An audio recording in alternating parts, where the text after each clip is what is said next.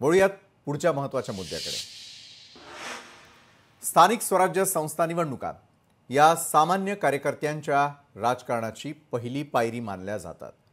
मात्र प्रत्यक्षात अनेक ठिकाणी मंत्र्यांचे, आमदारांचे तसंच पक्षातील प्रभावशाली नेत्यांच्या कुटुंबियांनाच मोठ्या प्रमाणात उमेदवारी दिली जात असल्याचं चित्र देखील दिसतंय। अशाच प्रकारचं प्रकरण नांदेड जिल्ह्यामधील लोहा नगर परिषद निवडणुकीमध्ये समोर आलेलं असून भारतीय जनता पार्टीने एकाच कुटुंबातील तब्बल 6 सदस्यांना उमेदवारी दिल्यानं राजकीय वर्तुळात मोठी चर्चा रंगलेली आहे। एकाच घरामधील इतक्या मोठ्या संख्येने उमेदवारी देणं हे पक्षातील घराणेशाहीला विरोध आहे का हे देखील सांगू शकतं। मात्र भाजपकडून एकाच कुटुंबातील एकूण 6 उमेदवार आहेत। यामध्ये नगराध्यक्ष पदासाठी गजानन सूर्यवंशी, नगरसेवक पदासाठी गोदावरी सूर्यवंशी, सचिन सूर्यवंशी हे भाऊ देखील यावेळेला उमेदवारीच्या रिंगणात आहेत। सुप्रिया सचिन सूर्यवंशी म्हणजेच भावाच्या पत्नीला देखील तिकीट देण्यात आलेलं आहे। युवराज वाघमारे हे खरं तर मेहुणे असूनही त्यांना देखील तिकीट दिलेलं आहे।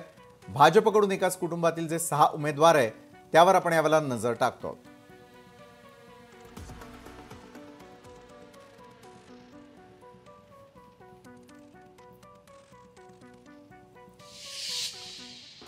तर एकाच घरामधील इतक्या मोठ्या संख्येनं उमेदवारी देणं हे पक्षामधील घराणेशाहीला विरोध करण्याच्या भूमिकेशी विसंगत असल्याची टीका स्थानिक विरोधकांकडून केली जाते।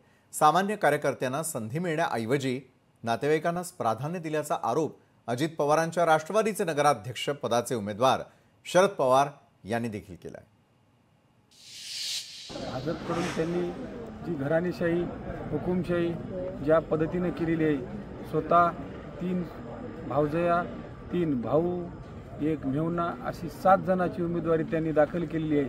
त्यांचा कार्यकर्त्यावर विश्वास नाही आणि जनतेवर विश्वास नाही की बाबा आपल्या पॅनलमध्ये कोणी यायला तयार नाही, म्हणून त्यांनी घरची उमेदवारी दाखल केलेली आहे। आणि या माध्यमातून त्यांनी घराणेशाही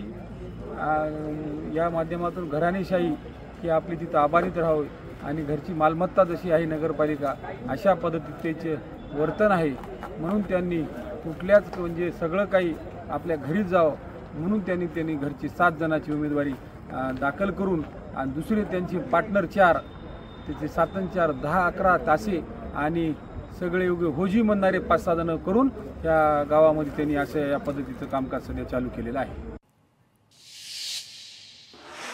देशाच्या राजकारणामध्ये आधी विचारधारेला प्रचंड महत्त्व दिलं जात असे, त्यानंतर प्रत्येक पक्ष आधुनिकतेची कास धरत विचारधारांमध्ये काळानुरूप बदल करताना दिसू लागले। त्याला कारण होतं सामाजिक बदल आणि मतपरिवर्तन। कालांतराने निवडणुका आणि त्यात विजय मिळवण्यासाठी तुमच्या कुवतीपेक्षा तुमच्या आर्थिक परिस्थितीला आणि निवडणुका जिंकण्यासाठी त्याचा वापर याकडे झुकू लागला। स्वकर्तृत्वावर, जनाधाराच्या जोरावर निवडून येणाऱ्या उमेदवारांपेक्षा आता सत्तेचं गणित जुळवून आणणाऱ्या उमेदवारांचीच जास्त गरज भासू लागलेली आहे।